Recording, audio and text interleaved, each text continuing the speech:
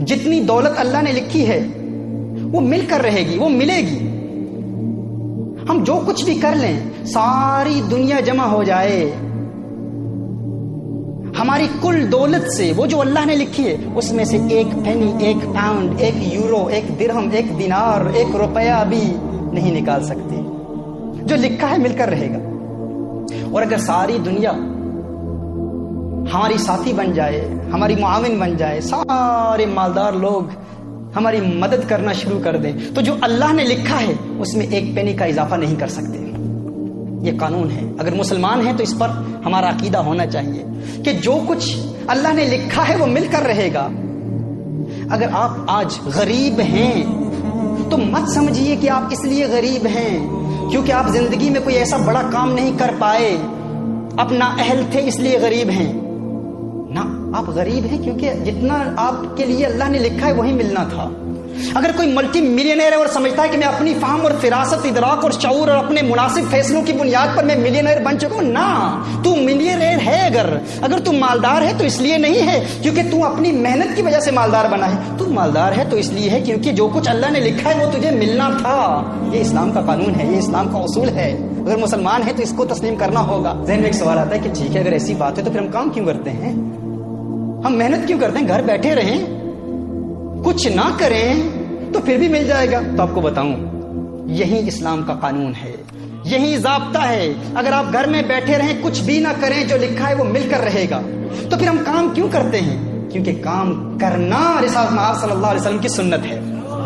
وہ جو اللہ نے لکھا ہے وہ تو ملے گا، لیکن محنت کے ذریعے اس کے حصول کے لیے حلال روزگار کمانے کے لیے کوشش کرنا، یہ کوشش میرے آقا کی سنت ہے، یہ عبادت ہے، اس پر ثواب ملتا ہے. ہم اس لیے کام نہیں کرتے کیونکہ جو اللہ نے لکھا ہے اس پر اضافہ ہوگا، نہ، یہ قانون نہیں ہے. ہم کام کیوں کرتے ہیں؟ کیونکہ کام کرنا سنت ہے، یہ عبادت ہے.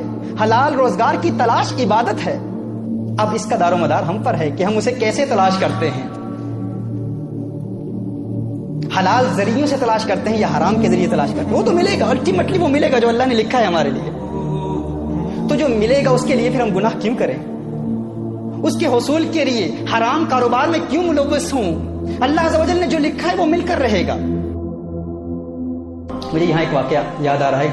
آج سے 4-5 سال قبل تقریباً صاحب میرے پاس آئے، ہماری محفل میں آئے. وہ کہتے ہیں کہ تنگ دستی ہے، بڑی پریشانیاں ہیں، میں چاہتا ہوں کوئی کاروبار مل جائے، روزگار کے لیے دعا کیجیے. کچھ محافل میں آنا جانا رہا، اللہ عز و جل نے کرم کیا، انہیں کام مل گیا.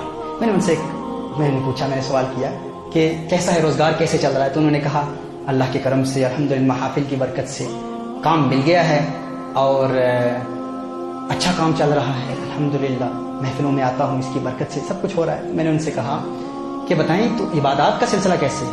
کہا نہیں، ایک مسئلہ ہے، وہاں پر جو میرا امپلائر ہے وہ مجھے نماز نہیں پڑھنے دیتا، عبادت نہیں کرنے دیتا. میں نے کہا اچھا، عبادت نہیں کرنے دیتا تو آپ کو تو کام چھوڑنا چاہیے. انہوں نے کہا نہیں، ارے اتنی محفلوں میں آ کر، اتنی مدت کے بعد، اتنی کوشش کے بعد، اتنی جد و جہد کے بعد، اتنی دعاؤں کے بعد آج کام ملا ہے اور آپ کہتے ہیں کہ نماز کے لیے کام چھوڑ دوں. میں نے کہا آپ کام کیوں کرتے ہیں؟ کہتے ہیں اس لیے کرتا ہوں تاکہ روزگار ملے، تاکہ دولت ملے، تاکہ اپنے گھر کے اخراجات چلا سکوں، گھر چلا سکوں. میں نے کہا نہ، کام کرنے کا مقصد یہ نہیں ہے، وہ تو ملنا ہی ہے. ہم کام فقط اس لیے کرتے ہیں کیونکہ کام کرنا سنت ہے. وہ جو اللہ نے لکھا ہے وہ تو مل کر رہے گا. اور قانون کیا ہے؟ اصول یہ ہے کہ اگر کوئی سنت آپ کو فرض سے محروم کر دے تو آپ اس سنت کو چھوڑ دیں، فرض پر عمل کریں. اب کام کرنا سنت ہے، نماز پڑھنا فرض ہے. دیکھیے، آپ مثال کے طور پر عصر کی نماز شروع ہوتی ہے 5 to 3، سمجھ لیں مثال کے طور پر، اور آپ نے ظہر کی نماز ادا نہیں کی، 2:55 ہو گئے، آپ نے ظہر کی نماز ادا نہیں کی. اب نفل پڑھنا تو سنت ہے. اب اس وقت اگر آپ نفل پڑھنا شروع کر دیں، نفل عبادت شروع کر دیں، آپ نے فرض ادا نہیں کیے تو وہ نفل عبادت اس وقت کرنا گناہ ہے کیونکہ وہ سنت آپ کو فرض سے محروم کر رہی ہے. لہذا سنت کو چھوڑیں اور فرض پر عمل کریں. میں نے اسے کہا کہ آپ کام اس لیے کر رہے ہیں کیونکہ کام کرنا سنت ہے اور الٹیمیٹلی جو لکھا ہے وہ تو مل کر رہے گا، لیکن یہ کام آپ کو فرض سے محروم کر رہا ہے تو آپ کام کو چھوڑیں، فرض ادا کریں. اس اللہ کے بندے نے اس پر عمل کیا دعا کیجیے اللہ عز و جل مجھے بھی اس کا یقین دے دے جتنا یقین اللہ عز و جل نے اسے دیا تھا. اس نے اس پر عمل کیا. کچھ عرصے کے بعد مجھے ملا. میں نے کہا کیا کیا, کام کا کیا ہوا؟ کہا چھوڑ دیا. میں نے کہا روزگار کیسے چل رہا ہے؟ کہا اللہ کے کرم سے ایک ٹیکسی بیس کا خود مالک ہوں, ابھی خود مالک ہوں.